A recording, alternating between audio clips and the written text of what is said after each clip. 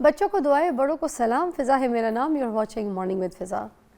नाज़रीन, हम अमूमन अपना ख्याल रखने की कोशिश तो करते हैं, मगर ख़ास तौर पे जब रमज़ान शरीफ का महीना आता है तो हमें ऐसा लगता है कि जितने भी खाने पकवान जो चीज़ें हैं वो हमारे लिए ऐसी हैं कि हमें इसी महीने ये नेमत नसीब हुई है। जो पिछले सारे महीने हैं, जो पूरा साल है, वो हमने वो जो कुछ भी खाया वो हमें उस वक्त नसीब कोई नहीं था, हमें इसी महीने नसीब हो गया। अब इस महीने हमने इसमें लौट के, तैर के, डूब के ऐसे खाना है।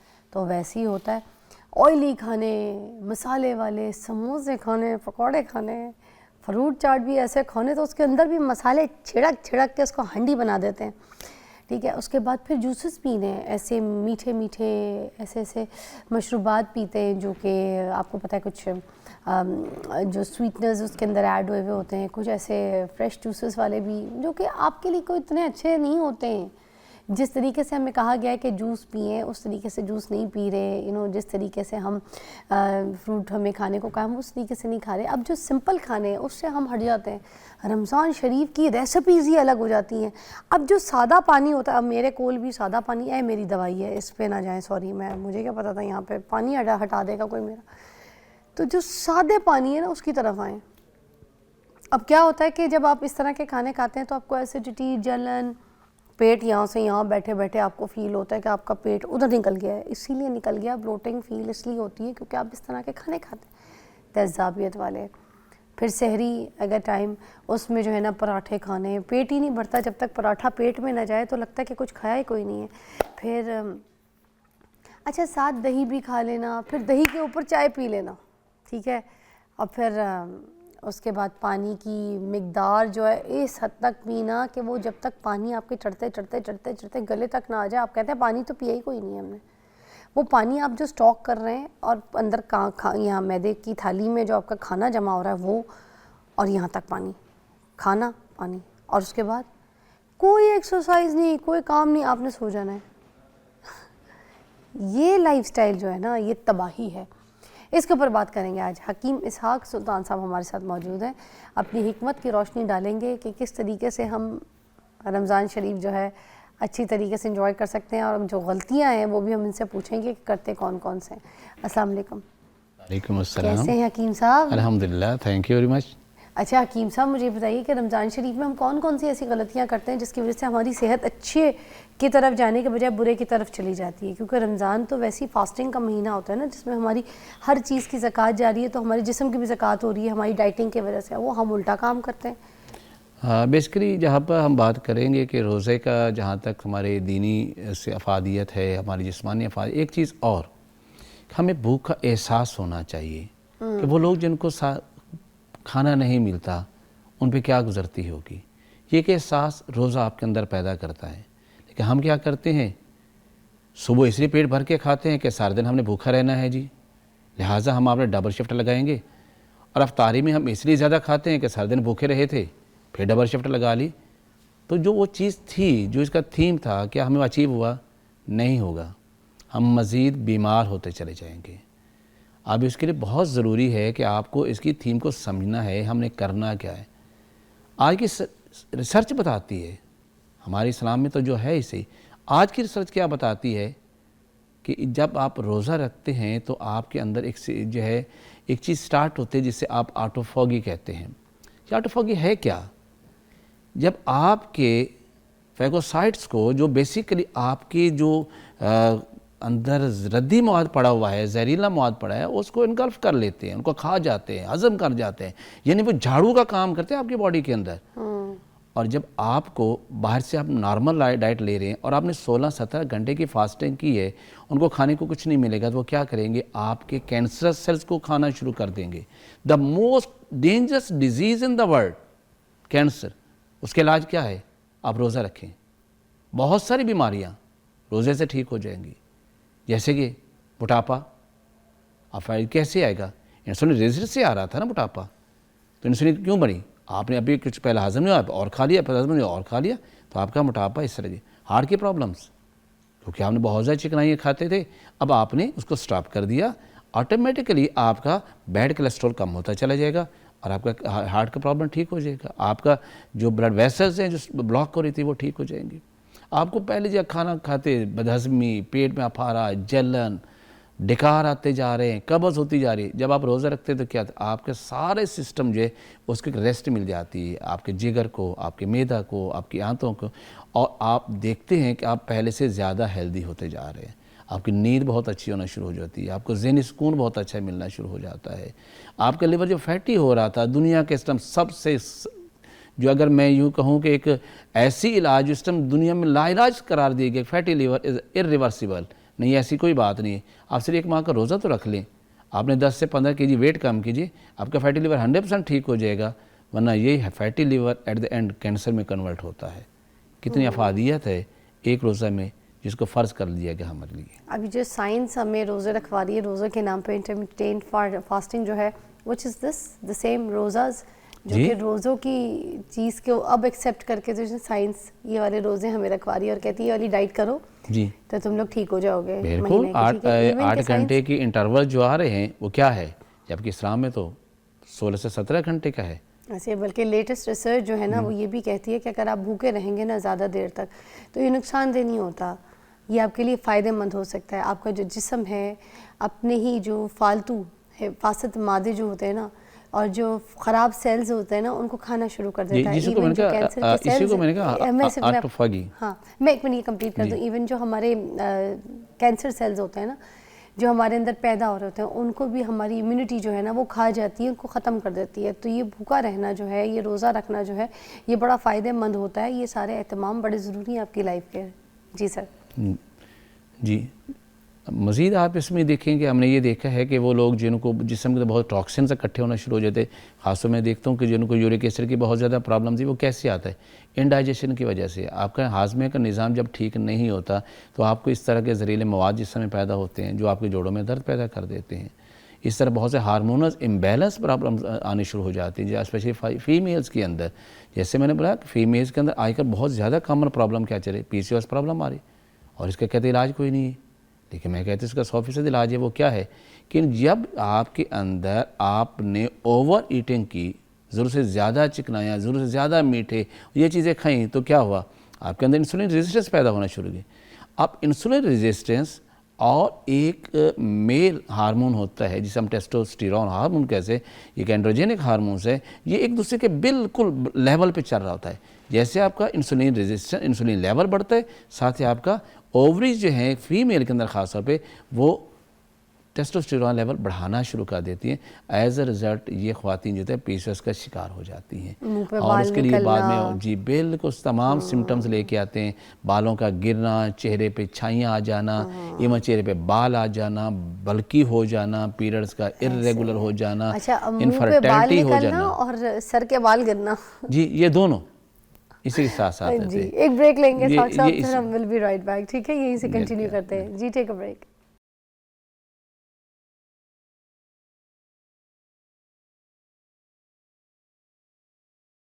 Welcome back. आज हम मैदे की ख़राबी और इसके हिसाब से जो स्टमक है आपका जो अपसेट हो जाता है, इन सब चीज़ों के ऊपर सवाल करेंगे और बात करेंगे। सबसे पहले हम एसिडिटी के ऊपर सवाल कर लेते हैं।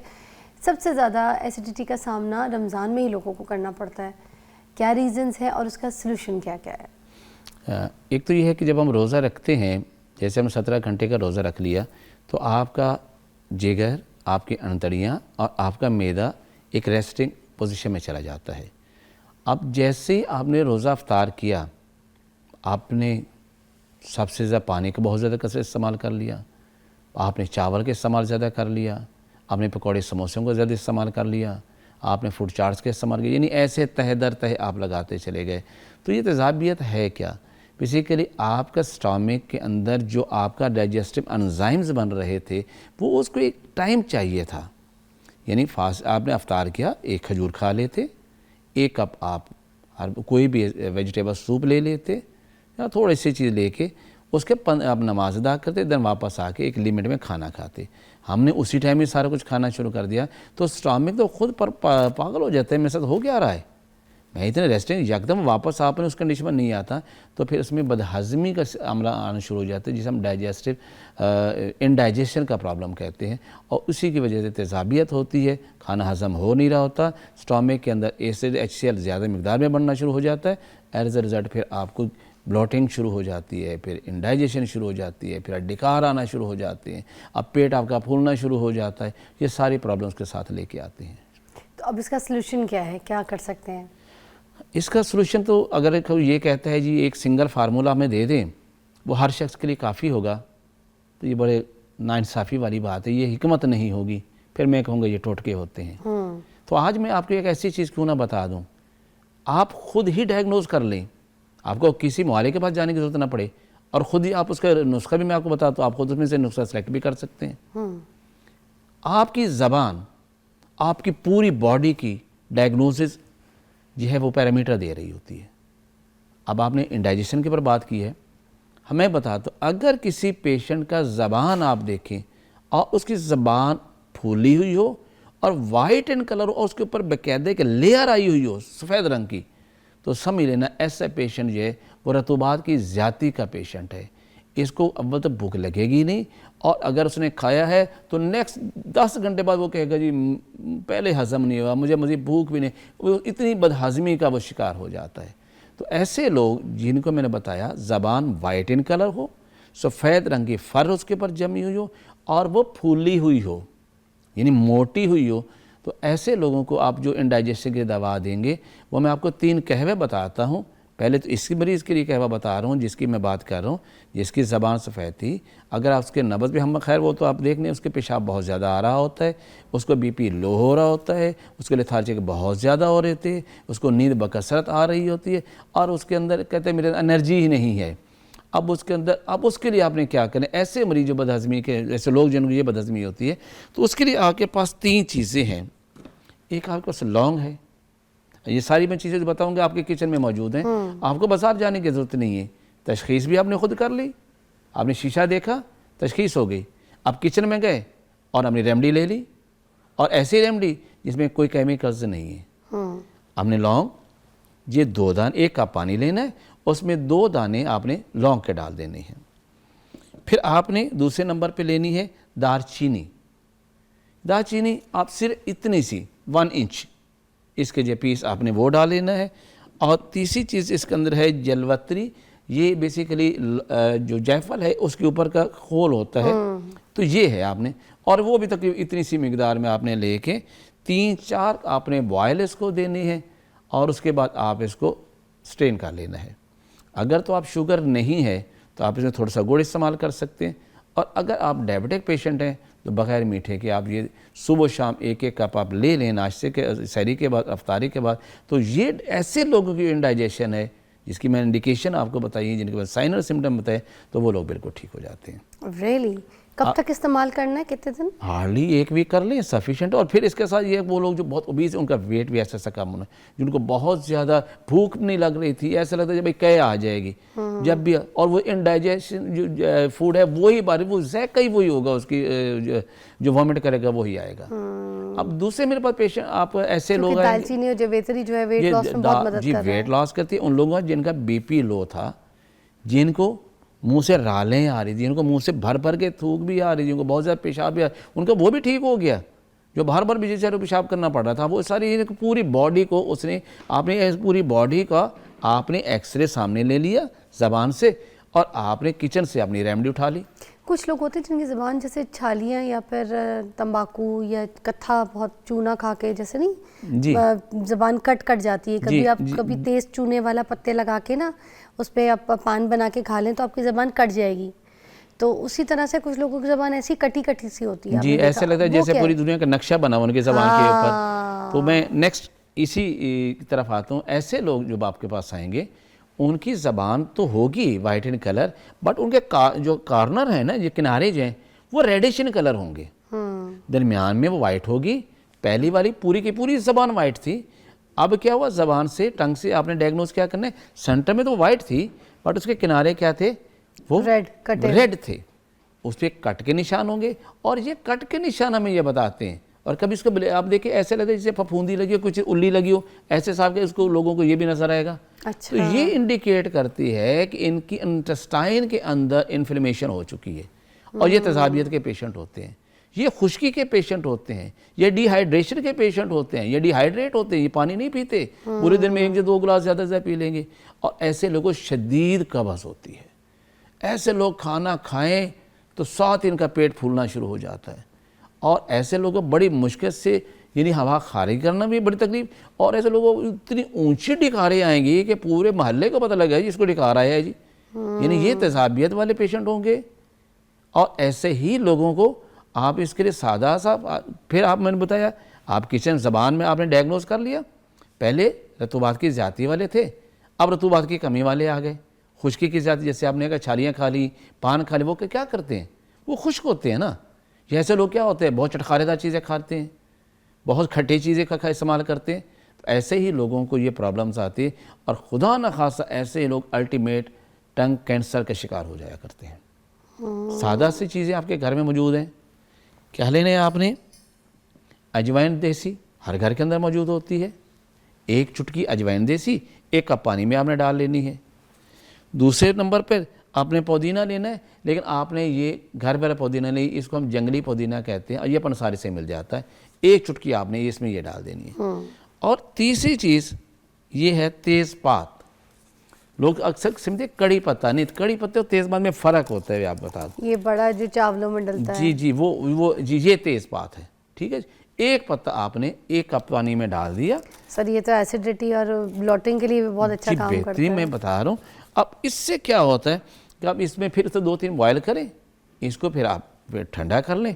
अगर नॉन डायबिटिक है आप इसमें गुड़ डाल सकते हैं, आप इसमें शहद डाल सकते हैं, दोनों में शक्कर डाल सकते हैं देसी। मैं तो कहती हूँ कुछ चीज़ों को दवा बना के पिया करें, उसमें जायका की जरूरत नहीं होती है, जैसे आप बता रहे हैं ऐसा भी बड़ा सही रहता है। हाँ, यानी अब ये मैं बता रहा हूँ कि आपको कोई बीमारी है, मैं उसको, चाहे आपको उस बीमारी का नाम आता है कि नहीं आता, आपके lab test whatever they are, आपने डायग्नोज कर लिया, मिजाज आपने देख लिया, इलाज मैंने आपको बता दिया और आपके तमाम वो चीज़ें क्लियर हो जाएंगी। जैसे अब इसमें जिन लोगों को क्या होता है, जब कुछ लोग होते हैं जब माह रमज़ान आता है, अभी 4-5 रोज़े रखते हैं तो उनके गुर्दे में दर्द होना शुरू हो जाता है, क्योंकि उनको टेंडेंसी होती है पानी की कमी की वजह से गुर्दे में डिहाइड्रेट हो जाता है। और ऐसे लोगों को अक्सर गुर्दे में पथरियाँ हो कहते हैं, खासतौर राइट साइड के किडनी में पथरी होगी इन लोगों के, ये भी मैं आपको बता दूँ।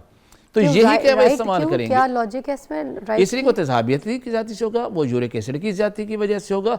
और तिब के मुताबिक जो राइट साइड के अंदर आएगा वो हमेशा तेजाबियत की जो पथरी बनेगी वो राइट साइड में ही बनेगी। तो वो वाली पथरी जो है इन लोगों को, अक्सर मेरे पेशेंट आते हैं जो हमने 5 रोज़ रखे, मेरे तो गुर्दे में दर्द होने से, मैं जाकर टेस्ट करवाते हैं तो पता चलता है पथरी थी। अगर ये अजवाइन, पुदीना और तेज़पात का कहवा वो लोग लेते हैं और पानी के एक मुनासिब मिकदार जितने चाहिए, दिन में 8 से 10 गिलास अगर वो लेते हैं, तो मैं गारंटी से कहता हूँ उनका पूरा माह रमज़ान बग़ैर गुर्दे के दर्द के गुजरेगा और पथरी की फॉर्मेशन भी नहीं होगी। जो ऑलरेडी वहाँ पे क्रिस्टल होंगे वो पास ऑन होते चले जाएंगे और उनका मैदा भी बेहतरीन होगा। खाना खाने में उनका पेट फूलेगा नहीं, लेकिन एक एहतियात ज़रूर कीजिए कि आप उतना खाइए जितनी ज़िंदगी के लिए ज़रूरी है, ना कि ज़िंदा रहे खाने के लिए। ये ज़रूर इसमें कर रखिए। एक ब्रेक लेते हैं, ब्रेक के बाद हम और नुस्खे पूछेंगे। हकीम इसहाक साहब हमारे साथ मौजूद हैं।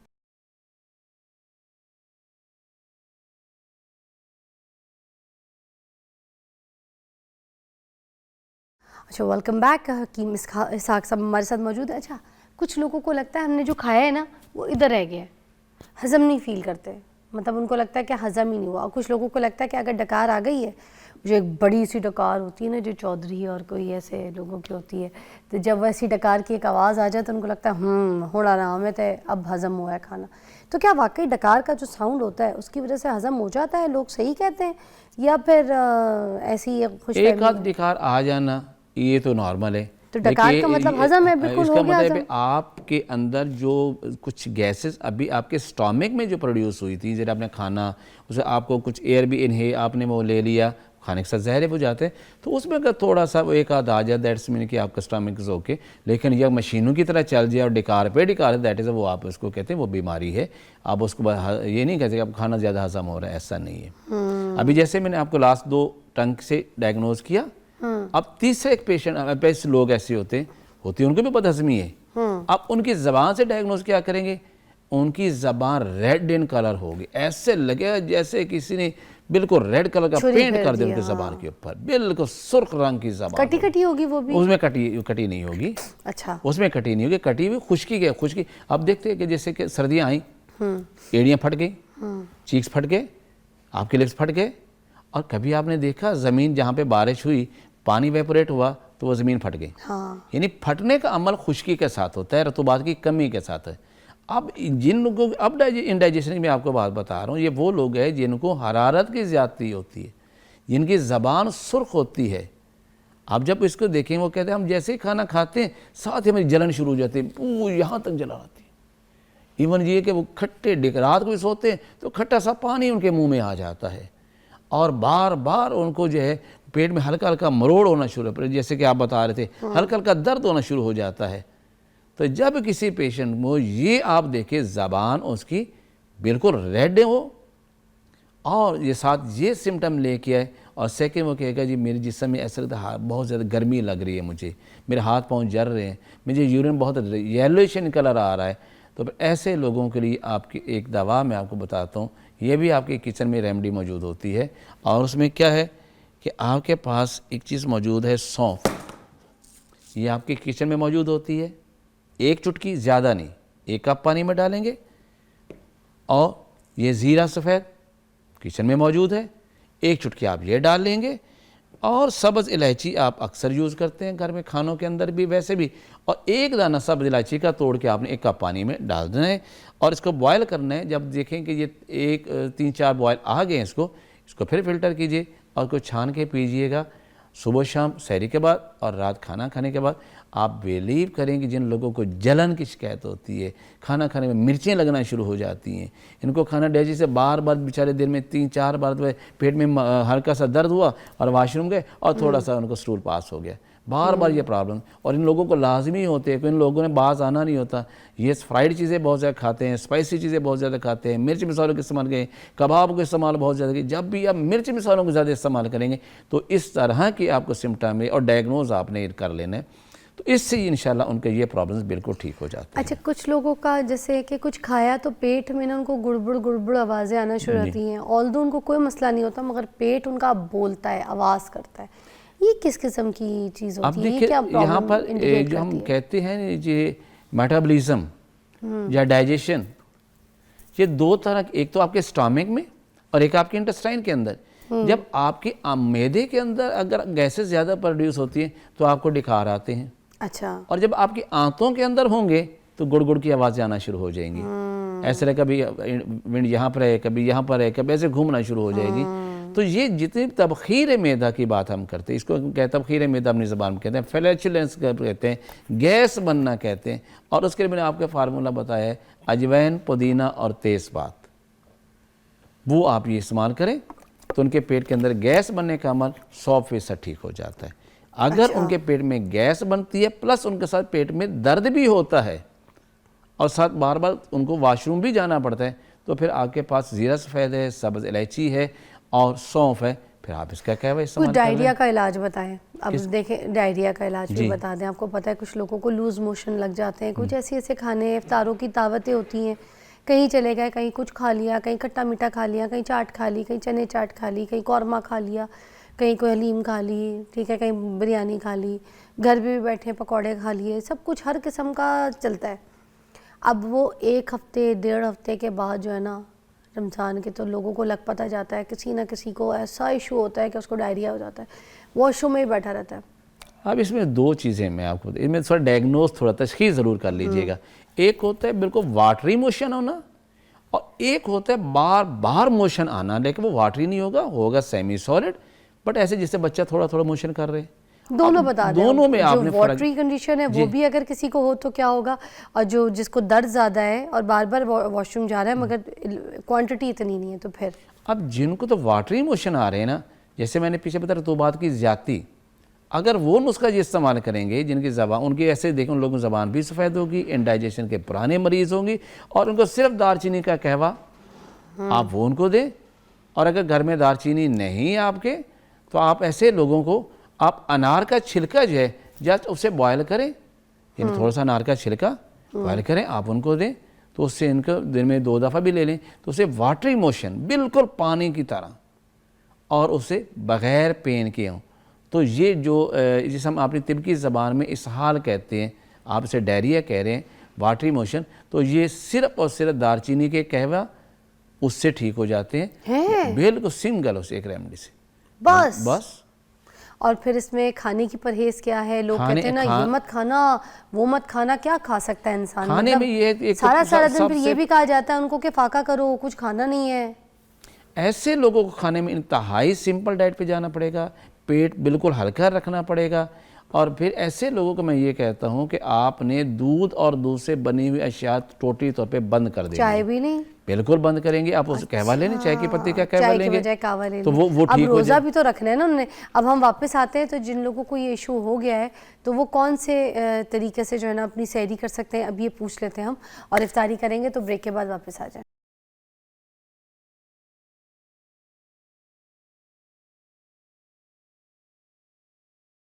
अच्छा जी, हम ये पूछ रहे थे अगर किसी को इसी तरह से लूज़ मोशंस बहुत हो गए और ज़बान भी उसकी लाल है जी, ठीक है, और अब उसको ये इश्यूज़ हैं, तो वो सहरी और इफ्तारी फिर किस तरीके से मैनेज करेगा? क्या क्या खा सकता है, क्या क्या नहीं खा सकता? जी बिल्कुल। एक तो ये है कि उनको टोटली तौर पे ऐसे लोग जिनको मैदे में गर्मी हो जाती है, जिनको ज़बान सुर्ख होती है, जिनको बार बार मोशन आ रहे हैं, पेट में दर्द और मरोड़ उठ रहे होते हैं, ऐसे लोगों को मैं ये कहूँगा सुबह नाश्ते में जौ का दलिया इस्तेमाल करें।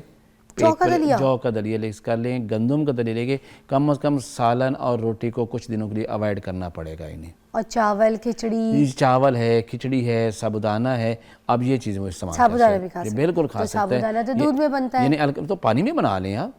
अच्छा। चावल पानी में बनाए जा सकते हैं, खिचड़ी भी पानी में, सारे यानी अल्कलाइन। दाल कौन सी अगर खिचड़ी बना रहे हैं तो पीली दाल या मूंग ना? दाल मूंग की सिर्फ, बगैर छिलके के वहाँ भी यूज है अगर इनको ये प्रॉब्लम आ रही है। मगर उसमें भी स्पाइस नहीं डालने लोगों को, स्पाइस नहीं डालें, स्पाइस नहीं डालेंगे, स्पाइस तो फिर खराब कर देगा ना। बिल्कुल। उसमें सिर्फ दही के इस्तेमाल किया जा सकता है, दूध के इस्तेमाल नहीं करेंगे, दही के इस्तेमाल, ये दही खा सकते हैं। और इसबगोल वगैरह, हाँ, अगर ये है कि ऐसे, फिर मैं थोड़ी सी इसके बारे में वजात कर, लोग इसबगोल को समझते हैं कि ये आंतों के लिए बहुत अच्छी चीज़ है। अब हमने ये देखना है कि जिन लोगों को कब्ज़ है उसको भी इसबगोल इस्तेमाल करवाया जाता है, और जिन लोगों को लूज मोशन लगे हुए उनको भी इसबगोल इस्तेमाल करवाया जाता है। समझ रही है तो फिर ये डबल एक्शन इसबगोल का कैसे हो गया? फिर कैसे हम इसको कहेंगे? अब हमने कैसे यूज़ करें कि मोशन लगे हैं तो वो कंट्रोल हो जाए? कब्ज में मेरे ख्याल से दूध में, गर्म दूध में डाल के मैं आपको इसकी वजात करता हूँ। अगर जिनको तो कब्ज़ की शिकायत हो रही है, अब उसमें ये करें कि दूध लें, नीम गर्म दूध, उसमें इसबगोल के छिलको डालें और फ़ौरन पी जाए। जैसे मुंह फूलता है उसका पी जाए, ठीक है। जिन लोगों को इस हाल लगे हुए हैं, यानी मोशन लगे हुए हैं, उनको दही के अंदर चाहिए। दही लें 1 पाइया, उसको बीट किया, छिलका उसमें डाला और फ़ौरन बाउल मुंह में लगा के पी जाए। उससे इस हाल उनके फ़ौरन ठीक हो जाएंगे। उसमें शक्कर डाल के खा सकते हैं? जी, डालना चाहिए तो डालना चाहिए, तो ना भी डालें तो बेहतर है। आप वो पी, उनके जितने भी लूज मोशन है उससे कंट्रोल हो जाए, ठीक है। और जिन लोगों को अब लगे हुए हैं कि जिनको कब्ज़ की शिकायत हो रही है, अब वो क्या करें? वो सिंपल पानी ले लें या नीम गर्म दूध ले लें, उसके अंदर छिलका डालें और उसको वेट करें कि वो फूल जाए, ताकि एज ए लुब्रिकेंट वहाँ पे वो काम करे। जैसा वो लेंगे तो आपके इंटेस्टाइन के अंदर एक लुब्रिकेशन का काम करेगा और कॉन्स्टिपेशन उससे ठीक हो जाएगी। तो ये कॉन्स्टिपेशन वाले ऑलिव ऑयल का एक ढक्कन या चम्मच पी सकते हैं? वो तो कोई भी अगर कॉन्स्टिपेशन आपको है तो उसमें जितने भी नेचुरल किस्म के, जैसे ऑलिव ऑयल आ रहा है वो ले सकते हैं, आलमंड ऑयल आ रहा है वो ले सकते हैं, देसी घी है आप उसके इस्तेमाल कर सकते हैं, कोकोनट भी ले सकते हैं। तो चम्मच अगर पी भी लें तो वो मुझे लगता है कॉन्स्टिपेशन के लिए भी आराम नहीं। ये तो डिपेंड करता है कि उसके कॉन्स्टिपेशन किस लेवल की है। और कुछ लोगों को आधे चम्मच से आराम आ जाए, कुछ लोगों को 2 चम्मच भी लेने पड़ सकते हैं, वो डिपेंड करता है कि उनको क्या है। लेकिन ये जितने भी ये किस्म नेचुरल किस्म के ऑयल हैं, लेकिन मैं एक ज़रूर कहूँगा, अगर आलमंड ऑयल लेना है, बादाम रोगन लेना है, तो खुदारा बाज़ार से मत ख़रीद दीजिएगा, क्योंकि वहाँ पर कभी खालिस मिलता ही नहीं है आपको। ख़ुद बादाम लें, ख़ुद अपने सामने से उसका रोगन निकलवाएँ, और वही आपके लिए कारआमद है, बाकी जो भी है वो सब झूठ होगा। अच्छा, देख लें जी, और हम बाज़ारों से जाके लेते हैं ना, थोड़ी सी मेहनत है, बादाम अच्छी नस्ल के देख के तो जाके उसका खुद तेल निकलवाएं कोलू की शॉप में जाके। हाँ, वो सबसे कब्ज़ के बेहतरीन किस्म का है। वाह। अब पेट के कुछ इन्फेक्शंस जो हैं उनके बारे में बता दें, क्योंकि जाहिर सी बात है जब हमारे मैदे की थैली में खाना जाता है, जो भी हम नोश करते हैं, हमारे मुंह के बाद हमारे मैदे की थैली है जो जहाँ पे जाके जमा होता है, उसके बाद वो बड़ी आंत में जाता है, फिर छोटी आंत में जाता है, फिर ठीक है, फिर अब ये जो शिनारियाँ होती हैं, जो छोटी छोटी ये जो हमारी रास्ते होते हैं जहाँ से खाना अपना खारिज होता है, पास करता है, फिर उसके बाद अपनी जगह बनाता है, तो वो जो है इन्फेक्ट इन्फेक्टेड अगर हो जाए, कोई इन्फेक्शन हो जाए, तो क्या ख़राब हो सकती है छोटी आंत और बड़ी आंत? जी बिल्कुल ख़राब होती है, उसके अंदर बहुत सारे इवन कॉम्प्लिकेशन भी पैदा करती है। और मैंने अक्सर अपने प्रोग्राम में आपके थ्रू बताया, उसके लिए आपके घर के अंदर भी ये इसकी रेमेडी मौजूद है। हल्दी, मलट्ठी और सौंफ। हल्दी वो आपने ख़ुद लियो, बाज़ार से ना लियो, ख़ुद लेके ड्राई और खुश्क की हो आपने, वो उसका पाउडर, सौंफ का पाउडर और मलट्ठी का पाउडर, तीनों को मिक्स कर लें और चाय वाली 1 चम्मच माह रमज़ान में सुबह शाम इस्तेमाल करें। तो आपके पेट के अंदर जो इस तरह की इन्फेक्शंस हो रही हैं, जिसमें कभी कॉन्स्टिपेशन हो रहा है, कभी आपको लूज़ मोशन आ रहे हैं, तो ये basically inflammation of the bowls होती है। तो हल्दी, मलट्ठी, सौंफ, चाहे आपके स्टमक के अंदर इन्फ्लेमेशन है, चाहे आपके लार्ज इंटेस्टाइन या स्मॉल इंटेस्टाइन के अंदर इन्फ्लेमेशन है, तो ये इसको इंटायरली क्लियर कर देता है और ज़्यादा देर खाना भी नहीं पड़ता, उसका किसी किस्म का कोई आफ्टर इफेक्ट नहीं मिलती आपको। सर प्रोबायोटिक्स बहुत ज़रूरी होता है हमें, है ना? जी बिल्कुल तो होता हम है। प्रोबायोटिक्स जो है वो किस किस चीज़ में हासिल कर सकते हैं? एक तो दही की फॉर्म में हो गया, हाँ जी, उसके अलावा इंजीर में भी। बेसिकली प्रोबायोटिक जो हम यूज़ क्यों करवाते हैं, पहले कंसेप्ट तो ये देखें ना कि हमारे जो लार्ज इंटेस्टाइन या गट्स के अंदर जो हेल्दी बैक्टीरियाज हैं, जो कि आपकी से जिन्होंने आपकी डाइट से मल्टीविटामिन्स जो है वो बनाने होते हैं, वो मैन्युफैक्चरिंग करने होते हैं, जब उनकी तादाद कम हो जाती है तो फिर ये सारी चीज़ें कब्ज़ भी हो जाती है और फिर हमारे जिसम के अंदर मुख्तलिफ विटामिन की कमी होना शुरू हो जाती है। तो ये प्रीबायोटिक जो होते हैं वे उनका इन बैक्टीरिया की डाइट क्या है? फाइबर। फाइबर किस में ज़्यादा है? आप कोई भी चीज़ जो फाइबर के लेते हैं, जैसे सैलड के पत्ते हैं, में यही चीज़ है। आप इसे खोल का छिलका लेते हैं, उसकी वो भी फाइबर है। तो ये फाइबर डाइट आप जितनी ज़्यादा लेंगे, अगर फल लेना है तो आप उसके पूरे पल्प के साथ लें, तो एक फ़ाइबर जब उनको मिलेगा तो उस तरह उनकी तादाद में इजाफा भी होना शुरू हो जाएगा, वो हेल्दी भी होंगे और फिर वो आपके ये बेहतरीन काम करें। और एक दही उनमें से बेहतरीन है जो आप इस्तेमाल करते हैं। अच्छा, और मैं एक और चीज़ पूछ रही थी कि इसबगोल कुछ लोग कहते हैं कि डेली नहीं इस्तेमाल करना चाहिए, तो इसके बारे में क्या मसला है? मतलब अगर इसको डेली इस्तेमाल करेंगे तो क्या नुकसान कर सकता है? Excess of everything is very bad, ये तो आपको पता है, हर चीज़ के ज़्यादती नुकसानदेह होती है ना। लोग दुबले होने के लिए भी इसबगोल का इस्तेमाल करते उसमें हैं। ये होते हैं कि दुबले होने के लिए इसलिए इस्तेमाल करते हैं कि वो जब लेते हैं तो उसमें उनको मैदे के अंदर और आंतों के अंदर एक ऐसे लगता है कि भरा भरा सा महसूस होता है, उसमें जाके अंदर फूलना होता है ना, फाइबर है, हाँ, फाइबर फुल कर देता और है। उसलिए वो फूल जाता है और उससे हमारा स्टमक जो है वो बिल्कुल फूल ले, हमें भूख की ज़रूरत नहीं है, अभी भूख महसूस नहीं है, तो वो इससे एक एडवांटेज ये ले सकते हैं कि उससे उनको भूख का एहसास कम होगा, वो कम खाएंगे और उनका वेट लॉस होता जाएगा। लेकिन इन लॉन्ग टर्म अगर इसको यूज़ करेंगे तो आपकी इंटेस्टाइन की मूवमेंट्स को वीक कर देगा, क्योंकि मिजाज के अंदर ये ठंडा होता है और आंतों के जो मूवमेंट्स होते हैं वो स्लो होना शुरू हो जाती हैं और इस वजह से आपको ये और उसके प्रॉब्लम्स आना शुरू हो सकती हैं। दुनिया इसबगोल पे लग गए, अब समझ जाएंगे इतना एक्सेस नहीं अच्छा, कभी कभी इस्तेमाल कर लें, हफ्ते में 3 दिन 2 दिन is enough. Thank you so much, बहुत शुक्रिया। हम आपको मिलते हैं ब्रेक के बाद।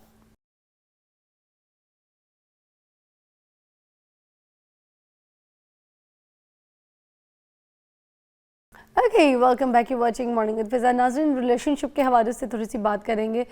शादी के बाद अक्सर ये होता है कि 4-5 महीने, साल अच्छा मैं बताऊँ, मुझे यहाँ पर ना नबिया अली ख़ान की बात याद आई है। वो कहती है कि अमूमन जब शादी हो जाती है ना तो सिर्फ 3 महीने मियाँ बीवी के 3 महीने के होते हैं, उसके बाद जो है ना मोहब्बत ख़त्म हो जाती है। इसी तरह अगर प्यार मोहब्बत मतलब जो है ना वो फ़ील होता है कि वो बोरियत में तब्दील हो जाती है। ये नबिया अली ख़ान कहती हैं कि तंग आना शुरू जाते हैं एक दूसरे से, फिर वो जो प्यार एक दूसरे के साथ होता है ना वो एक दूसरे को फ़ील नहीं हो रहा होता है, ना उसको कराया जा रहा होता है ना वो फ़ील कर रहा होता है। तो ये क्यों होता है? अब होता तो अक्सर हर एक के साथ ही है, क्योंकि जो चीज़ आपको हासिल हो जाए ना उसकी अहमियत आप खो देते हैं, ये बात तो समझ वाली है। अब जितना पहले आप शादी से पहले प्यार कर लें, लव मैरिज कर लें, लेकिन जैसी आप शादी कर लें और सामने वाला बंदा ऐसे आपकी मुट्ठी में आ जाए, आप उसको हासिल कर लें, उसके बाद उसकी जो तलब और चाह जो है ना वो ख़त्म हो जाती है, सब कुछ ख़त्म हो जाता है। यही सुनने में भी आया और कुछ एक्सपीरियंसेस भी लोगों के ऐसी हैं। तो इस रिलेशनशिप को हेल्दी कैसे रख सकते हैं कि ये चलता रहे और स्टेन रहे, बिल्कुल एक जगह पर रुक जाए जाके, या फिर बढ़े मगर कम ना हो और एक दूसरे से ये लोग तंग ना आए जब एक छत के नीचे रहें शादी के बाद। तो इसकी टेक्निक पूछेंगे आज। प्रोफेसर डॉक्टर अली अजमल हमारे साथ मौजूद है, माहिर नफ्सियात हैं। क्या कहते हैं सुनते हैं। अस्सलाम वालेकुम। वालेकुम सलाम। छाए हुए आजकल आप हर चैनल पे कहीं ना कहीं आप मसरूफ़ हैं, है ना? थैंक यू जी। वाह जी। तो आज का जो टॉपिक है वो यही है कि किस तरीके से रिलेशनशिप को जो है बचाया जा सकता है और उसमें मोहब्बत पैदा की जा सकती है कि एक दूसरे के साथ बोरियत नहीं होनी चाहिए। दो लोग एक दूसरे को एंजॉय करें, एक दूसरे की कंपनी को एंजॉय करें, ना कि आप घर ना जाएं, आप चिढ़ जाएं कि नहीं भाई उसका मुंह देखना जाके। जी बिल्कुल, देखें इसमें दो तीन चीज़ें हैं कि ऐसा होता है, ये इंसान की नेचर है कि जब कोई चीज़ मिल जाती है और फिर जब कोई चीज़ कह लें कि पुरानी हो जाती है, जैसे शादी पुरानी हो गई, हस्बैंड पुराना हो गया, वाइफ पुरानी हो गई, ये आमतौर पे ऐसे मैं तो नबी अली खान की बात कर रही थी कि उन्होंने 3 महीने वाली बात की है कि शादी के 3 महीने के बाद मोहब्बत ख़त्म हो जाती है। तो इसमें कुछ इस तरह के मामलात होते हैं कि जब इंसान एक दूसरे इंसान के साथ रहता है, उसका रहने के साथ साथ ऑब्वियसली उतनी अट्रैक्शन नहीं रहती, यानी कि उसमें ये नहीं होता कि मोहब्बत खत्म हो जाती है, मोहब्बत तो बढ़ती रहती है, एक दूसरे को एक दूसरे की आदत पड़ जाती है। जितना देखिए आप किसी के साथ टाइम गुजारते हैं, शादी के मिसाल के तौर पे 5 साल बाद 10 साल बाद आपको दूसरे की आदत पड़ जाती है, तो इसको कहते हैं मोहब्बत का बढ़ना, गहरा होना। हाँ ये जरूर है कि अट्रैक्शन जो है उसमें उस तरह के जज्बात की शिद्दत नहीं रहती जिसको हम कहते हैं कि शायद जी कुछ मामलात ठीक तरह से नहीं चल रहे। ऐसी बिल्कुल कोई बात जो है वो नहीं होती। इसमें मैं आपको बताता हूं, देखिए जहां तक बात है ना, ये जो शादी और उसके बाद ये जो लोग बोर हो जाते हैं और उसके बाद ऐसे ही बेतुकी फिलॉसफियां मारते रहते हैं, ऐसे होता है वैसे होता है, मतलब बात देखिए ना, आपको काम का बंदा कहे तो बंदा समझे भी कि अब यहां पे मसला तो ये नहीं है, कुछ भी कह दिया तो बहरहाल एनीवेज। अब बात ये होती है, देखें जो शादी का इंस्टीट्यूशन होता है ना हमारा, इसको हमने शुरू से मगर ही देखे फैक्ट तो है, मोहब्बत तो खत्म हो जाती है, लड़ाइयाँ झगड़े शुरू तो हो ही जाते हैं, इसमें नोक झोंक तो चल रही होती है। अच्छा ये जो लड़ाइयाँ तभी होते हैं ना जब मोहब्बत खत्म होती है। नहीं नहीं नहीं, ये जो लड़ाइयाँ झगड़े होते हैं ये तो मोहब्बत होती है ना। यार आपको बड़ी मोहब्बत और है। क्या, आपको किसने कहा है कि जो लड़ाइयाँ झगड़े मियाँ भी और वो मियाँ तो बीवी चपेड़ो चपेड़ी हो नहीं, जाते हैं। वो गलत है, वो गलत है, इतना नहीं जाना चाहिए। लेकिन देखे ना, बात सुने, अगर मियाँ बीवी आपस में लड़ेंगे नहीं ना तो उनका गुजारा नहीं होगा। ये बड़ा हेल्दी साइन होता है शादी के लिए। मतलब? थोड़ी बहुत नोक झोंक जो होती है ये शादी के लिए बड़ी पॉजिटिव होती है। अब आप देखें ना, वो पीछे वो एक बात पीछे चली थी, वो एक जो कानून भी आ गया था कि जी वो बीवी को घूरना। वो मैं अक्सर कह रहा था, मैंने कहा कि मियाँ बीवी का एक दूसरे को घूरे बगैर इनका खाना कैसे हजम होगा। ये आपने बड़ी डिफरेंट सी बात कर दी है। नहीं ऐसी नहीं, बात पहले मैंने नहीं सुनी कि मैं कोई इस तरह टीवी पे बैठ के बोले कि नहीं मियाँ बीवी का झगड़ा जो है। आपकी शादी हुई है? जी बिल्कुल। आप में झगड़ा होता है? अल्हम्दुलिल्लाह। आप घूरते हैं अपनी बीवी को? अब वो भी मुझे घूरती है, मैं भी उसको घूरता हूँ। हमारा तो खाना हजम नहीं होता एक दूसरे को घूरे बगैर। बिल्कुल, घूरने वाली इसमें बुरी बात क्या है? देखिए बात सुने, ये जो मियाँ बीवी, अच्छा मुझे बताएं ना, अगर मियाँ बीवी एक दूसरे को नहीं घूरेंगे तो फिर पड़ोसियों को घूरेंगे जाके। देखें ये बात आप समझे, ताड़ना और घूरने में फर्क है। पड़ोसियों को तो ताड़ा जाता है ना। नहीं घूरा भी जाता है। ये ऑब्वियसली देखिए मैं आपको बताता हूँ इसको। देखिए बात पता क्या होती है, मियाँ बीवी का जो रिश्ता है ना, इसको समझें, ये इसमें रिश्ते में कोई मास्टर और स्लेव का रिश्ता नहीं होता, ये होता है दोस्तों का रिश्ता। अब दोस्त जो होते हैं वो आपस में लतीफ़े भी सुनाते हैं, दोस्त आपस में एक दूसरे को बातें भी सुनाते हैं, ताने भी कभी कभी दे देते हैं, उसके अलावा कभी कभी थोड़ी बहुत नोक झोंक भी हो जाती है। तो ये समझे कि जो मियाँ बीवी का असल रिश्ता है वो ये है। हमने तो इस रिश्ते को इतना को मुश्किल बना दिया कि ऐसा लगता है, इतने सारे हमने लवाजमात बता दिए, लगता है कि इस दुनिया में कोई अच्छी बीवी है ही नहीं, और उससे भी बढ़ के इस दुनिया में कोई शौहर है ही नहीं, क्योंकि हमने इतना इस रिश्ते को मुश्किल बना दिया। मियाँ बीवी का आपस में थोड़ी नोक झोंक होना, अब आप देख रहे हैं इसको रोका कैसे जा सकता है। इंसान है, हर वक्त इकट्ठे रहते हैं, जब दिल नहीं भी करता एक दूसरे को देखने का तब भी हमें इस रिश्ते में इकट्ठे रहना पड़ता है। तो ये तो इंसान की फितरत है। कभी कभी उसको गुस्सा भी आ जाता है, मिजाज भी ऊंच नीच हो जाती हैं, एक दूसरे को घूर भी थोड़ा बहुत लिया जाता है। इसमें मैं नहीं समझता कि इसमें आपको कोई बहुत ज्यादा इस छोटी छोटी नाइसिटीज को, जो कि इस रिश्ते का हुस्न है, इसको जी फिलॉसफीज में जाना चाहिए। अब जहां तक बात यह है कि ये बिल्कुल बात गलत है कि जी 3 महीने में जी रिश्ता पुराना हो जाता है, ये हो जाता है, ऐसा कुछ भी नहीं है। वो रिश्ते एबनॉर्मल रिश्ते होते हैं जो इतनी जल्दी पुराने हो जाते हैं। देखिए बात ही होती है, ये बात बिल्कुल ठीक है कि हम एक दूसरे को टाइम थोड़ा देना कम कर देते हैं, उस तरह की जो अट्रैक्शन नहीं रहती। लेकिन इसका ये मतलब तो नहीं ना कि प्यार मोहब्बत खत्म हो गया। आप 10 साल की शादी के बाद देखें, प्यार मोहब्बत जो है वो गहरा होता है। क्यों? क्योंकि एक दूसरे की आदत पड़ जाती है। और जब इंसान बूढ़ा हो जाता है तब तो बिल्कुल ही एक दूसरे के बगैर गुजारा नहीं होता। तो असल में ये शादी का मतलब होता है, ये शादी का रिश्ता होता है कि एक दूसरे के साथ रहना। अब बोरियत क्यों होती है, इस रिश्ते में बोरियत क्यों होती है, ये बड़ा एक इंपॉर्टेंट एक एस्पेक्ट है। जब हम एक दूसरे को टेक फॉर ग्रांटेड लेना शुरू कर देते हैं, तब इस रिश्ते में बोरियत शुरू हो जाती है। अब ये चीज हमने समझनी है, ये जो गलत, ये जो ना सस्ती बातों की फिलॉसफियां, इससे हमने बचना है। ये जो ऐसे ही मुंह उठा के कुछ भी कह दिया, इन चीजों से हमने बचना है। देखिए बात ये है कि मियां बीवी आपस में एक रह रहे हैं, तो ठीक है ना, उनमें कभी कभी नोकझोंक भी होगी, बोरियत भी होगी, ये बड़ी एक नॉर्मल चीज है। अब आप क्या कर सकते हैं, कोई अगर ये शख्स कहे कि शादी के 10 साल बाद भी मेरा हस्बैंड वैसा ही रहे, या बीवी कहे कि जी, या हस्बैंड कहे कि मेरी बीवी शादी के 10 साल बाद भी वैसे ही रहे, तो देखिए वी नीड टू अंडरस्टैंड ये चीज नामुमकिन है। अगर शादी के 10 साल बाद आपकी बीवी वैसी रहेगी तो झगड़े ज्यादा होंगे। शुरू शुरू में तो सबको बन सवर के रहना चाहिए, बिल्कुल ठीक है, लेकिन हर चीज का एक टाइम होता है। अब आप देखें, शादी के 10 साल बाद आप ये कहें कि जी मियां उतनी ही अटेंशन दे, अक्सर बीवियां कहती है ना तुम बदल गए हो, वो भी कहता है तुम बदल गई हो। ओ भाई, अगर इतने सालों बाद थोड़ा थोड़ा नहीं बदलेंगे तो घर कैसे चलाएंगे? घर के जो काम है वो, या जो बाहर के काम है, ये किस तरह से करेंगे? तो ये देखें, ये मोहब्बत खत्म नहीं हुई, मोहब्बत बढ़ी है। हाँ, बोरियत बहरहाल कभी कभी जरूर हो जाती है। पे हम बात करेंगे मगर इस ब्रेक के बाद।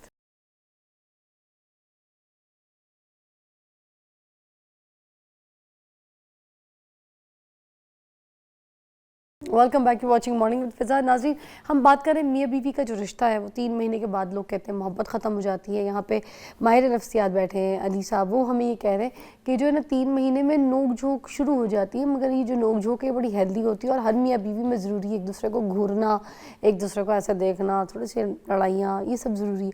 मगर ये जो चपेड़े चंडों में पहुँच जाती है, ये कब पहुँचती है? गालम गलौज तक पहुँच जाती है, एक दूसरे के माँ बाप तक पहुँच जाती है, ये लड़ाई कब पहुँचती है और किस सिचुएशन में होती है? देखिए, ये तो जिस सिचुएशन में भी पहुंचती है, ये तो बहरहाल सबसे पहले गलत एलिमेंट है ना इसका, कि बहरहाल हमें जितना भी लड़ना झगड़ना चाहिए, लेकिन इस चीज, इस हद तक तो नहीं जाना चाहिए। अब इसकी सिर्फ एक ही वजह होती है, सिर्फ एक काम है, जहालत। और उस जहालत को हमने फैंटेसाइज किया होता है। मिसाल के तौर पे आपको बहुत सारे ऐसे लोग मिल जाएंगे इस माशरे में, बज़ाहिर एजुकेटेड लोग, और वो इस चीज को फैंटेसाइज करते हैं। मैं बहुत सारे ऐसे लोगों को इंटरेक्शन हुआ, मेरे दादाजी थे ना, वो पिटाई कर देते होते थे।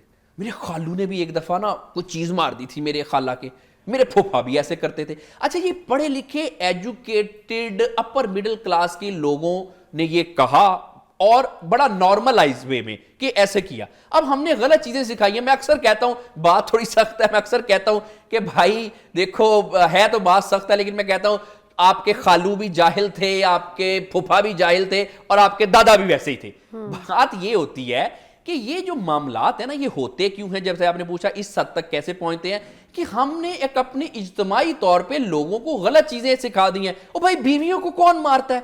बीवियों की कौन पिटाइयां करता है? बीवियां, बल्कि मैं तो कहता हूं बीवियों को घूरता कौन है? बीवियां घूरने के लिए नहीं होती, और बीवियां तो प्यार करने के लिए होती हैं। हम बिल्कुल देखें ना, ये हमें इस्लाम में भी है ना कि मियाँ बीवी का जो बाहमी इज्जत और एहतराम मोहब्बत है, तो ये तो बीवियां तो इसलिए होती हैं, ये इंसान के अपने अंदर की नेगेटिविटी होती है। अभी इन्होंने कहा था ना कि मैं अपनी बीवी को घूर लेता हूं, वो तो प्यार में घूरना। अच्छा, वो सुन ले, वो उसकी भी एक्सप्लेनेशन कर ले। मैं ये कह रहा था कि जब तक मैं अपनी बीवी को दिन में 4 दफा ना घूरूं और वो आगे से मुझे जवाब में 8 दफा ना घूरे, तो हमारा तो दिल ही नहीं ना लगता। ये मैं इस घूरने की बात कर रहा हूं। घूरने के बाद मनाते कैसे? अब जाहिर बात है, जब मैंने 4 दफा घूरा, उसने आगे से 8 दफा घूर लिया मुझे, तो बस और अब मनाने वाली को रहेगी बात। उसने तो डबल आगे से कर लिया, तो बस वो भी पता चल गया कि हाँ, मैंने भी जी पूरा जो है वो कंपटीशन कर लिया है। तो इस वजह से बात हो जाती है। बात सुने, पता क्या होता है, देखिए, ये जो फिर पहले घूरना तो किसी और दूसरे सेंस में चला गया। बात होती है कि जो बीवियां और हस्बैंड होती है ना, ये समझे कि ये ना दोस्ती का रिश्ता होता है। अच्छा, बीवियां और हस्बैंड बोला है, मतलब एक शौहर और बीवियां, और ये किसी की दिमाग में 4 शादियां घुसी होती हैं। नहीं, मैं इस चीज का कायल हूं कि शादी एक ही होनी चाहिए। वो कहते हैं बच्चे 2 ही अच्छे, बीवी एक ही अच्छी, शौहर तो पहले ही एक होता है। तो जी, बीवी एक ही अच्छी होती है, ऐसी कोई बात नहीं है। ज्यादा करके इंसान नहीं, आमतौर पे मामला ठीक रहते। अब बात यह कि देखें, बात यह क्यों नहीं ठीक रहते। अच्छा, आप मुझसे पूछे क्यों नहीं ठीक रहते, क्योंकि फिर इतनी सारी बीवियों की खिदमत नहीं ना आप कर सकते। मैं तो अक्सर शौहरों से कहता होता हूं कि अपनी बीवी की खिदमत किया करो, अपनी बीवी की खिदमत करने से घर में बरकत आती है। मैंने देखा संजय दत्त अपनी बेगम के पाँव दबा रहे थे, ठीक है ना? जी देखें, वही तो मैं कह रहा तो हूं क्या हो गया, अब बीवी सारा दिन काम कर रही है, किचन में खड़ी है, उसके हाथ पैर में अगर दर्द हो गई, उसके कंधों में दर्द है, अगर मियाँ ने पाँव दबा दिए, कंधे दबा दिए, इसमें कोई सी शर्म की बात, अना गिरने की बात तो नहीं इसमें है। देखिए ना, ये टॉक्सिक मस्कुलिनिटी है ना। चले ये आपने बात शुरू कर दी, मैं आपको बताता जितना हूं। क्लोज रिलेशनशिप होता है मियाँ बीवी का, बीवी मियाँ को बोल सकती है मेरी टांगे कूट दो। मैं खुद काफी दफा दबाता हूं। अब लाइव देखें, अब ये कोई अच्छी बात है। हाँ हाँ बिल्कुल अच्छी बात है, इसमें मतलब कि क्या बुरी बात, मुझे क्या कल भी जाहिर बात है। जब कल भी मेरी मुलाकात हुई थी इनसे, इन्होंने कहा कि मैं घर में पांडे धोकर आया हूँ, कपड़े धोकर आया हूँ, मैंने सारा काम किया, आपने बोला था ना। देखिए बात ये है कि जैसे नहीं मैं आपको बताता हूँ, बर्तन मैं बिल्कुल धोता हूँ। चलें मैं अभी ये भी बता देता हूँ। हाँ हाँ, ये सारे शौहरों के लिए, देखिए जो मैं खुद करता हूँ वो मैं आपको भी बताता हूँ। असल में अक्सर नहीं सही बात है ना, अक्सर कभी काम वाली कभी नहीं आती। अब वाइफ देखे, मेरी वाइफ भी डॉक्टर है, वो भी जैसे अब कंप्लीट बेगम ने काम वाली रखी कोई नहीं, चले अब पूरी बात तो सुन लेना। अक्सर कभी कभी जब काम वाली नहीं आती, मेरी बीवी भी डॉक्टर है, वो भी बिजी होती है, तो अगर मैं पहले घर चला जाऊं तो मैं बर्तन बिल्कुल धो देता हूं। हाँ, कपड़े मैंने नहीं और धोए। अगर आप पहले चले जाएं, खाना भी आप पहले पका देते? नहीं, एक्चुअली खाना इसलिए नहीं पकाया, मुझे पकाना नहीं आता। अगर पकाना आता होता तो मैं जरूर पकाता। आपने जानबूझ के बुरा पकाया होगा ताकि नहीं, मैंने कभी पकाया नहीं, मुझे पकाना नहीं आता। उसके अलावा जहां तक बात ये है, बर्तन धो देता हूं मैं, क्योंकि वो मुझे आते हैं। कपड़े इस्त्री करना आमतौर पे मुझसे वो सीधी नहीं बनती, वो जो क्या, हाँ जी, तो वो मुझे एक दो दफा कोशिश किया लेकिन हुए नहीं, तो फिर वो मैंने उस काम से मैंने तौबा कर ली। और कौन से आसानी से कर लेते हैं काम? ज्यादातर झाड़ू दे देते हैं, झाड़ू दे देते हैं, बिल्कुल थोड़ा बहुत। गलियां धो देते हैं? नहीं, वो इतना ज्यादा मैं एक्सपर्ट नहीं हूँ, थोड़ा बहुत मैं बिल्कुल। और देखिए इसमें कोई बुरी बात नहीं। अच्छा, मुझे कूड़ा कौन फेंक के आता है बाहर? कूड़ा मैं फेंक के आता हूँ। नहीं अब नहीं, देखे ना, ये नहीं फिजा, यही तो बात है ना, यही तो बात है, यही तो हमने बच्चों को सुबह स्कूल के लिए तैयार कौन करता है? वो वाइफ करती है, छोड़ के मैं आता हूँ। देखिए यही तो बात है ना फिजा, हम इस चीज को लेते हैं, यही तो मैं लोगों को अवेयर करना चाहता हूँ कि इससे कोई आपकी मर्दानगी कम नहीं हो जाती। मुझे ये बात बताएं कि इसमें ये तो कोई जोक वाली बात नहीं है कि अगर कोई वाइफ ऐसा कर सकती है, she is also educated, doctor है, वो कर सकती है, तो जी शोहर क्यों नहीं कर सकता? शोहर को करना चाहिए। और यहां तक मैं बात बताऊं, लेट मी कंप्लीट। बात ये होती है कि जी ये मैं बड़ी जिम्मेदारी से कह रहा हूं कि अपनी बीवी की खिदमत किया करो। बीवी की खिदमत करने से घर में बरकत आती है, रिज़्क में इजाफा होता है। और अक्सर ये लोग कह रहे होते हैं ना, ये सब मेरी माँ की दुआ है। बिल्कुल आपकी माँ की दुआ है, माँ की दुआ लेनी चाहिए, लेकिन साथ साथ आपको ये मैं एक टोटका बता रहा हूं, अपनी बीवी की भी दुआ लिया करो। बीवी की दुआ में बहुत बरकत है। बीवी को खुश रखा करो, बीवी की दुआ लिया करो, और आप देखो बीवी की दुआ लेने से घर में बरकत आएगी, आपके रिज़्क में इजाफा होगा, और फिर कहते फिरोगे ये सब मेरी बीवी की दुआ है। अगर आपने बीवी की दुआ ली तो वो कह रहे हैं कि घर में बरकत आती है, अगर बीवी की दुआ नहीं ली तो फिर आपके घर में काम वाली नहीं आएगी। नहीं, अच्छा चलें इस पे भी बात करते हैं। ये भी एक माशरे की मिसकंसेप्शन और लाइटर नोट दूर कर लेते हैं। देखिए बात ही होती है दिल पे ले गए इस दुनिया। नहीं अच्छी बात है, काम गिनवा के दिल पे ले गए। नहीं मैं एक ब्रेक ले लेते तो गुस्सा ही कर गए। बिल्कुल ब्रेक लेते, खुद ही अपने काम गिनवा दिए। या अल्लाह।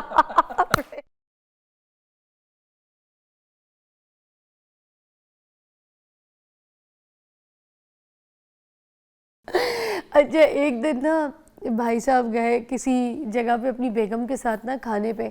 वहाँ पे बड़े अच्छी तरीके से खाना वाला उन्होंने खाया, सब कुछ फिनिश हुआ। जब खाना खा लिया तो इन्हें क्या किया, बर्तन टेबल से उठा के ना ऐसे उठने लगे। तो बेगम ने कोनी मारी, ये अपना घर नहीं है।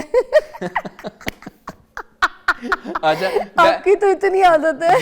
ये मुझे पहली दफा पता चला। अच्छा मैं सुने मेरी बात। देखिए बात ये है, अब असल में फर्क इतना है, करते सारे मर्द वही काम है, फर्क सिर्फ इतना है कि मैं ये कह रहा हूं मर्द जो है करते नहीं है। मुझे आप एक बात बताएं, ये जो सारे सुन रहे हैं हमें बताएं।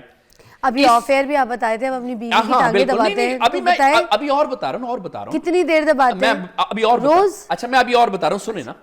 मुझे ये आप एक बात बताएं कि इस दुनिया में बीवी से बड़ा पीर कौन है? बीवी से बड़ा कोई पीर नहीं है। इस दुनिया में सबसे ज्यादा जो मुरीद है ना वो बीवी की है, जिसको हम रन मुरीद कहते हैं। मुझे ये बात बताएं कि रन मुरीद से ज्यादा मुरीदैन जो है। सुने आपको पता है सोशल मीडिया पे अभी आपके नीचे लोग कमेंट करेंगे, इस वीडियो के नीचे लोग कहेंगे यार ये तो बीवी का बड़ा ही रन मुरीद है।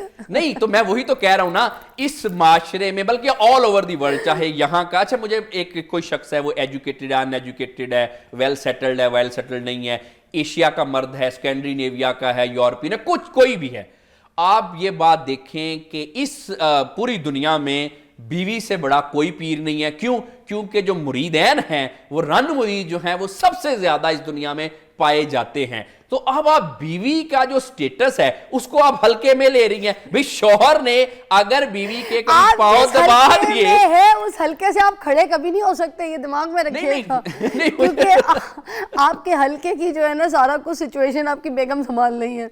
अच्छा आपने ये नहीं बताया आप कितने घंटे पाँव दबाते हैं, कितनी देर दबाते हैं, और क्या नहीं ऐसी बात नहीं रोज, या फिर आपको सजा मिलती है तो आप नहीं कोई ऐसी बात नहीं। अब तो आप ये मजाक में लेगी, असल में होता असल हाँ मैं भी सीरियसली बता रहा हूं। अच्छा सुन तो लेना, फिर सुनती भी नहीं है। अच्छा होता असल में ये है कि अक्सर कभी कोई रूटीन बिजी रहती है, हॉस्पिटल क्लिनिक, तो ऑब्वियसली कभी मैं थक जाता हूँ, तो मैं कभी अपनी बेगम को कह देता हूँ कि जरा डॉक्टर साहिबा जरा थोड़े से पाँव तो दबा दें, थोड़े से। हाँ अच्छा डर के थोड़े से नहीं अच्छा वो अच्छा सुन लेना वो पाँव दबा दे, डॉक्टर साहिबा कहते। हाँ तो अच्छा सुने वो पाँव डॉक्टर साहिबा तो अब बात नहीं घर जाके भी बेगम को डॉक्टर साहिबा कहते हैं। आप सोच लें कि ये किस हल्के से करें। चलें सुन लेना, पूरी बात सुने ना, पूरी सुनी तो मेरे जवाब दिया नहीं सुने ना, पूरी सुने ना। अब उसके बाद क्या होता है, कभी ऑब्वियसली कभी वो भी क्योंकि डॉक्टर हैं, क्लिनिक हॉस्पिटल, वो कभी थकी हुई आती हैं,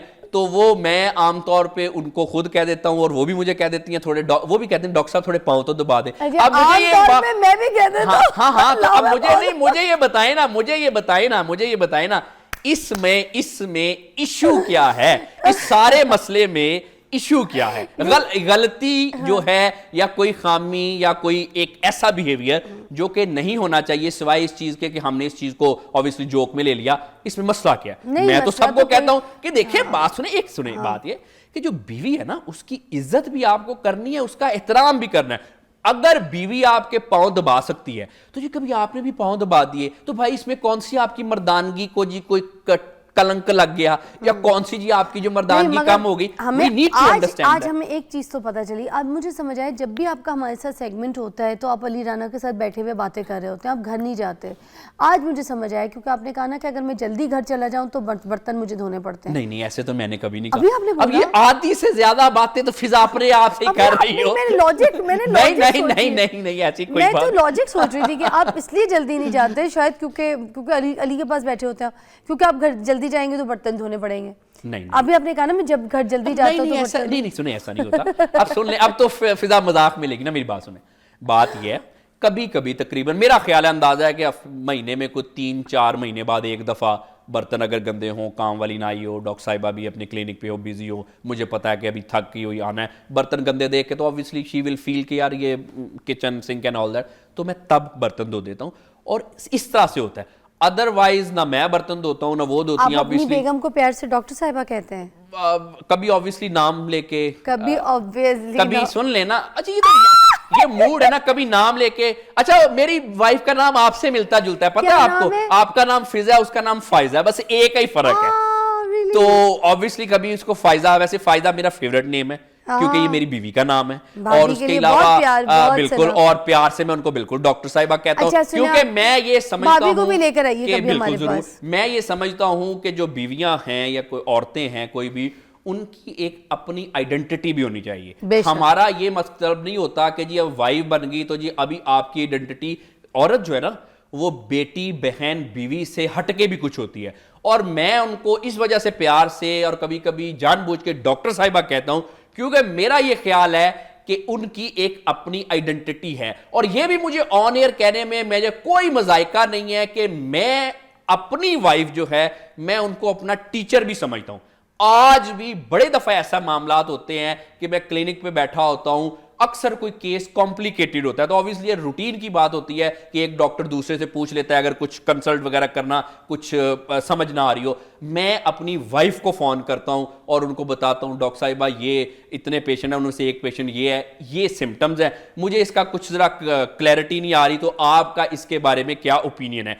इसीलिए तो मैं कहता हूं कि बीवियों का ख्याल रखा करो, इनकी दुआएं लिया करो। एक और इसी से मैं आपको वाकया बताता हूं, वो मैंने बड़ा मीडिया पे अक्सर रिपोर्ट भी किया और बड़ा वायरल भी हुआ। एक बच्ची मेरे पास आई छोटी क्लिनिक पे, वो बच्ची को बड़े डिफरेंट किस्म के इश्यूज थे। मिसाल के तौर पे वो कुछ मैं सिम्टम्स आपको बताता हूं। वो आई क्लिनिक पे आती थी, गिर जाती थी, फिर वो 10-15 सेकंड के बाद होश में आती थी, फिर गिर जाती थी। उसके बाद उसके मूड्स ऐसे होते थे, कभी वो कुत्ते की तरह भौंकना शुरू कर देती थी, बिल्ली की तरह म्याऊं म्याऊं, कभी मुर्गी की तरह कुकड़ू कुकड़ू करना शुरू कर देती थी। उसने फिर इतना इस तरह से किया कि एक दफा अपने ऐसे बाल पकड़े और ऐसे करके गुस्से में बाल जड़ों से हाथ में आ गए। अब वो मेरे पास जब उनकी मदर और नानी के साथ वो आई बेटी, तो मैंने सिम्टम्स देखी। अब देखें ये जो सिम्टम्स है ना, ये मुख्तलिफ किस्म की ज़हनी व नफ्सियाती बीमारियों में होती है। ये होती है हिस्टेरिया की भी सिम्टम्स होती है, ये कन्वर्जन डिसऑर्डर की बीमारी में भी होता है, ये जो है ट्रॉमा बाउंड सिम्टम्स भी होती है, और ये साइकोटिक की बीमारी में भी होता है। मुख्तलिफ ये बीमारियाँ। अब मेरा ये ख्याल था कि उनको मैंने डायग्नोज किया, लेकिन ऑब्वियसली कॉम्प्लिकेटेड केस था।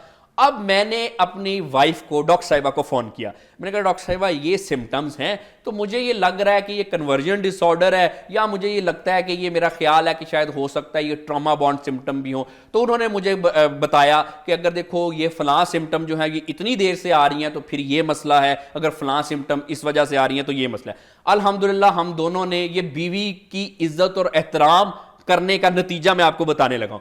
अब क्या हुआ, वो आए तो हमने वो अल्हम्दुलिल्लाह मैंने ट्रीटमेंट किया, वो बच्ची ठीक हो गई। अब ये बात सुननी है, बीवी की इज्जत एहतराम और खिदमत का जो सिला होता है, तकरीबन कोई 2-3 महीने बाद उस बच्ची की मदर का मुझे फोन आया। उस बच्ची की मदर ने मुझे फोन किया, उसने पता क्या कहा? उसने कहा डॉक्टर साहब आपका हमारे ऊपर बहुत बड़ा एहसान है, मेरी बच्ची ठीक हो गई है और कोई ऐसा हॉस्पिटल नहीं है जो मेरी दस्तरस में था और मैंने ना छोड़ा हो, लेकिन आपके आने के पास आने से हमारी बच्ची ठीक हो गया, आपका हम पे बड़ा एहसान है। मैंने उनको फोन पे कहा, मैंने कहा नहीं मैंने अपना काम किया, ये किसी का किसी पे कोई एहसान वगैरह नहीं होता। जैसे ही फिजा फोन बंद हुआ, सबसे पहले पता मेरे माइंड में क्या एक जुमला आया, जो कि मैंने कहा कि मैं घर जाके डॉक्टर साहिबा को बताऊंगा। तो मैंने जुमला मेरे ज़हन में आया, मैंने कहा ये सब मेरी बीवी की दुआ है कि इतना कॉम्प्लिकेटेड केस जो है वो हमने अल्हम्दुलिल्लाह अल्लाह ताला के फजलो करम से हम उसको ठीक कर पाए। आज वो बच्ची ठीक है। तो मैं ये समझता हूं कि अगर मैं उस वक्त फोन करके डॉक्टर साहिबा से ओपिनियन ना लेता तो शायद वो बच्ची इस हद तक ठीक नहीं हो सकती थी। तो इसीलिए तो मैं कहता हूं बीवियों की खिदमत किया करो, बीवियों की इज्जत किया करो, घर में बरकत आएगी, आपके रिज़्क में भी इजाफा होगा। थैंक यू सो मच, बहुत बहुत शुक्रिया। और आपको अंदाज़ा हो गया है कि बीवी की अगर असल मोहब्बत हासिल करनी है तो इतनी कोई तारीफ़ करनी पड़ेगी तो ही आपका रिश्ता चलेगा, अदरवाइज़ आज के दौर में मुमकिन कोई नहीं है। चाहे सच्ची करे चाहे झूठी करे, तारीफ़ इतनी करनी पड़ेगी। ब्रेक के बाद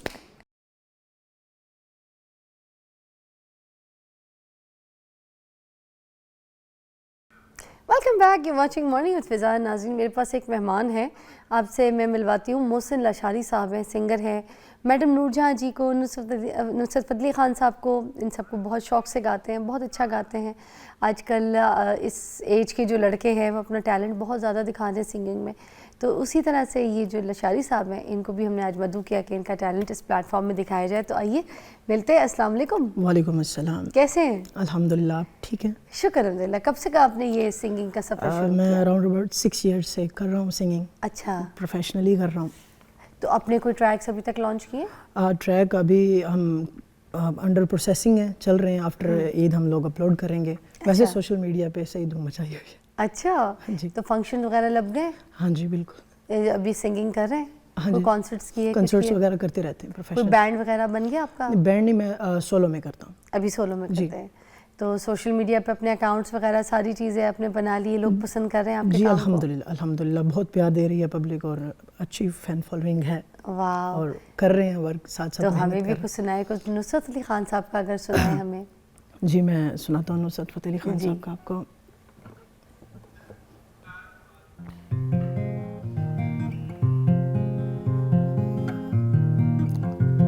पंजाबी में सुनेंगे या उर्दू में? पंजाबी सुना दो।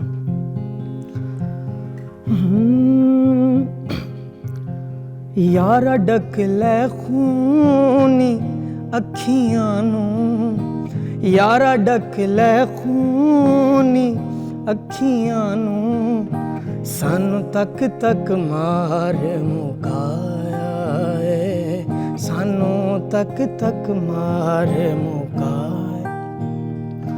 यारा डक ला खूनी अखियां वे, यारा डक ला खूनी अखियां, डक ला खूनी अखियां वे, यारा डक ला खूनी अखियां।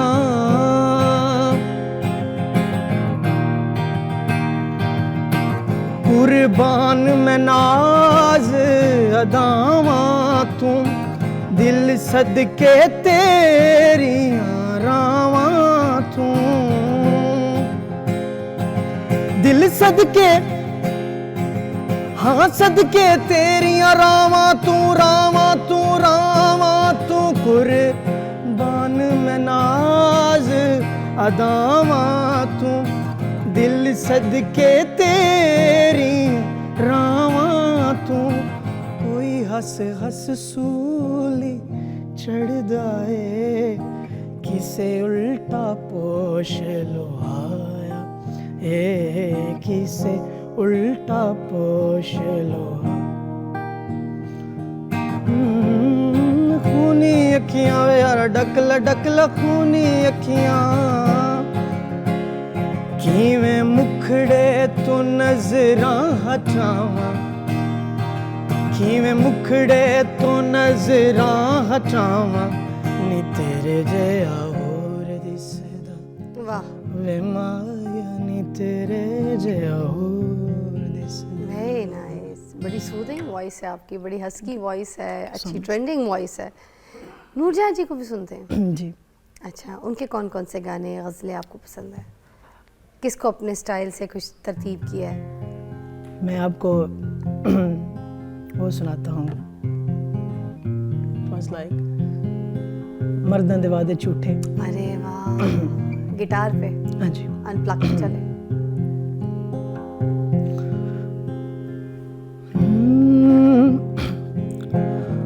मर्दां दे वादे झूठे, झूठा होंदा प्यार वे, झूठा होंदा प्यार वे, कर दे मुहब्बतां कोल जांदे हार वे। वाह वाह जी, आप शाबाश, की very nice, very एतबार, nice। जदों कहंदियां ने मैनू सखी, क्या बात है।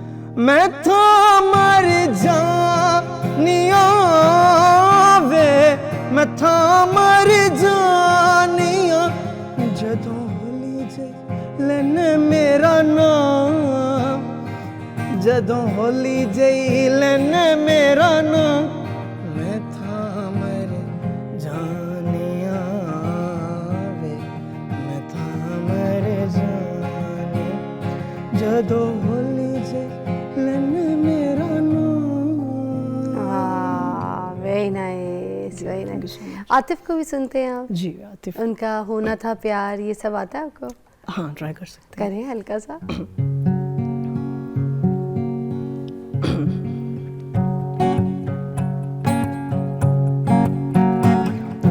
तेरे दिल के शहर में घर मेरा हो गया, हो गया।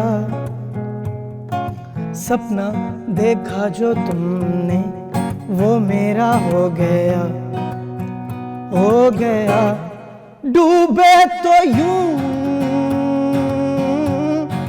जैसे हो पार, होना था प्यार, हुआ मेरे यार। आए नजर चेहरे हजार,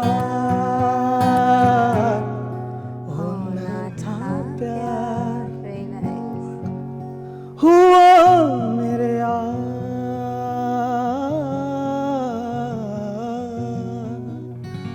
वाह, very nice. We we wish you best of luck, और जब आपके कोई नए गाने होंगे तो आपने हमारे प्लेटफॉर्म से उसको लॉन्च करना है. Give you this platform, it's yours. ठीक है so much for brother, you doing a good job. कुछ कहना चाहेंगे इनमें तो फिर कह के फिर हम जाते हैं. अपनी ऑडियंस को कुछ कहना चाहते हैं तो this is your camera. Thank you so much. इसी तरह सपोर्ट करते रहें और दुआओं में याद रखें, और ये सिलसिला इंशाल्लाह लंबा चलेगा, और मैं कोशिशों में हूँ आप लोगों को इसी तरह अम्यूज़मेंट करता रहूँगा, एंटरटेन करता रहूँगा. आपके सोशल अकाउंट कौन से हैं? मेरे सोशल अकाउंट्स लशारी वेव्स के नाम से हैं. ठीक है, अगर आपको कांटेक्ट करना चाहें तो आपके सोशल अकाउंट जी, पे मेरे कांटेक्ट सोशल अकाउंट से मेरे और सारे कॉन्टैक्ट्स दिए हुए हैं, जीमेल्स वगैरह सब कुछ बायो में अवेलेबल है. Very nice. अनप्लग्ड बहुत अच्छा गाते हैं. अपने घर में महफिलों में भी, कॉन्सर्ट्स में भी, इवेंट्स के लिए भी आप इनको चूज़ कर सकते हैं. Thank you. खुदा हाफिज़. अपना ख्याल रखिएगा. आप भी.